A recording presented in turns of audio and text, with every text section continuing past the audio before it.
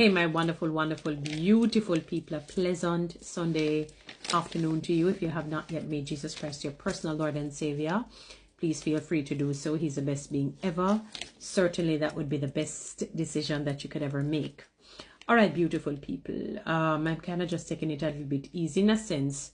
This Sunday, watching TV, doing everything in one, you know, sort of all in one. They often say women are better at so-called multitasking, if there is really and truly such a term, than men are. Men can only just, they're unilateral, that's what you call it. They can only focus on one thing at a time. Now, I decided to kind of go on TikTok and listen to the GLP's conference, and you know, I've heard some different speakers coming in.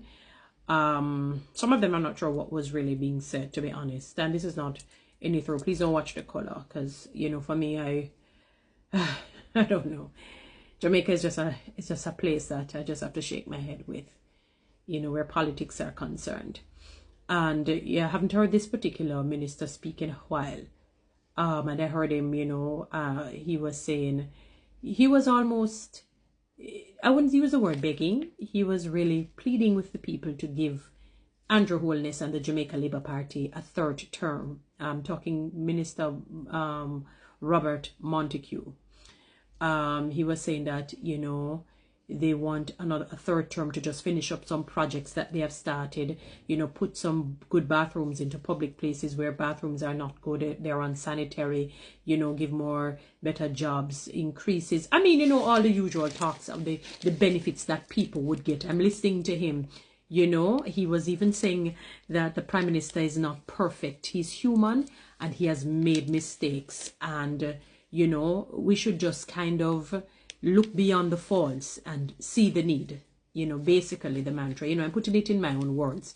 I won't quote him verbatim. I'm listening to him, you know, very quick and so-called spicy talk he gave not too long ago. I mean, I just turn it down to here, you know, to do this vlog so that I don't forget to talk about it. Now, the reality is that, and let me not speak for everybody, but I don't think the people of Jamaica could expect perfection, because simply we are not perfect. We are perfectly imperfect, and it's a fate that as humans we have to understand and accept. So nobody should, and I use the word should, I can't say can because I don't know what is in a man or a woman's heart, but no one should really expect perfection. So you may have 100 tasks. I'm not going to expect them to fulfill all 100 tasks as much as they should do it. I'm not going to expect it, because simply we're human, and we too, in our own personal and professional lives, we don't always meet the mark. We are sometimes subpar, you know. And yes, so you know, and the reality is this, politicians. All right, since it's a Jamaica Labour Party's conference, we're going to speak to the politicians that, you know, are aligned to that party.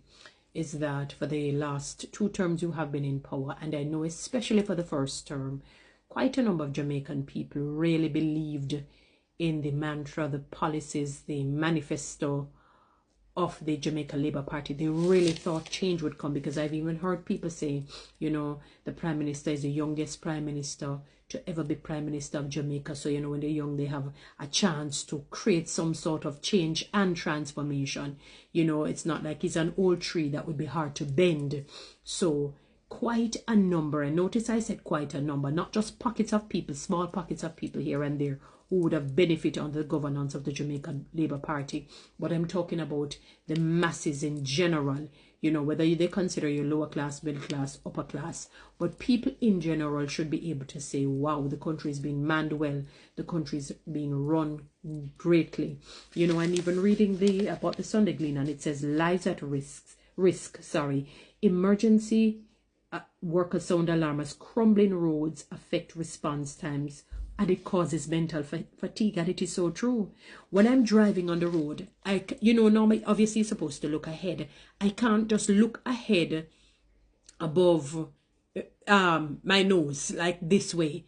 I have to look on the ground, because I don't know where, and it's not just potholes. especially when you're coming from the rural areas, what they have done, it's almost like somebody, you know, when you put on makeup and you're going somewhere and the day has passed, that your body would wear and kind of get a little bit more crumbled in a sense for the day. And instead of washing your face, cleansing your face properly, you put that makeup on top of the makeup. So it has some people, and if the makeup is cheap and not good, and it doesn't support being hyperallergenic or non-comedemic, meaning it doesn't block the pores and have any harsh chemicals and all of these things, it tends to look cakey and puggy, like pudding, and like it can bore holes in it. It looks sunken. And that is how the roads are, because it's not properly being rehabilitated, you know. And it really causes mental fatigue, because when you're driving, the other day I drove, my car is old, and when I heard a thought, I looked down, but there are sometimes cars block the air for you to see the road, and by the time you have to move off, boof, you know.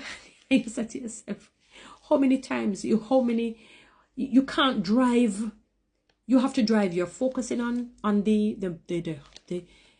drivers and motorists who are crazy, some of them, plus the roads are crazy. So it has to be more than psychologically and mentally draining. When I saw this, I said I didn't have to read it, because it's not just the emergency workers. And they're right. Even if they want to get to some places quickly, they can't. And you have some motorists who will see that they're the emergency vehicles, and they take their own sweet time to move out of the way. Whether it's a funeral procession, police officers trying to move, ambulance, the people take their own sweet time. Then you have to deal with that. Then to deal with the bad roads. So, you know, and people have been talking about these things. For instance, I heard one particular man who was speaking, saying that, you know, the public sector workers got their 100%. What cohort of the public sector workers got the 100%? It would be those probably in management at some places.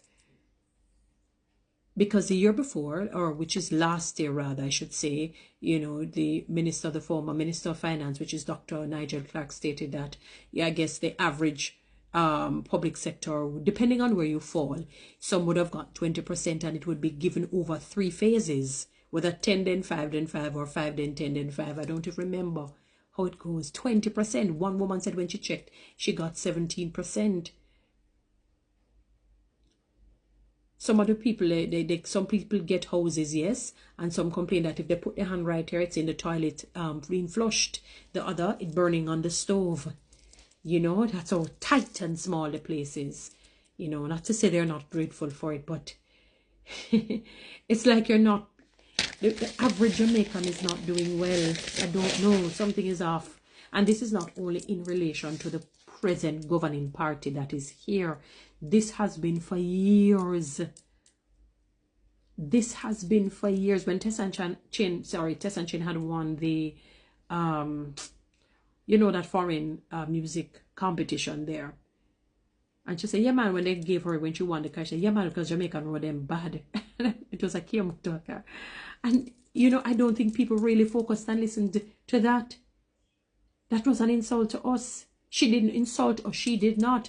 But I'm saying to you that it's an insult to us in the sense that, I mean, it is so bothersome that in our subliminal mind, it had to be brought to the fore. She didn't hear, she just said it. I know me, I would have more than probably said that covertly and overtly, in a sense, meaning subliminally and directly. One person said, oh, I'm always talking about public sector workers, you know, but I know that there are private sector workers who are shafted, you know. They have matriculated, they have met in terms of the work, what is required of them, we work. You know, they're not tardy, they do their work well, they dress well, they smell, I mean, everything is right. But because they're not telltales, they don't carry mix-up gossip and spread, you know, news.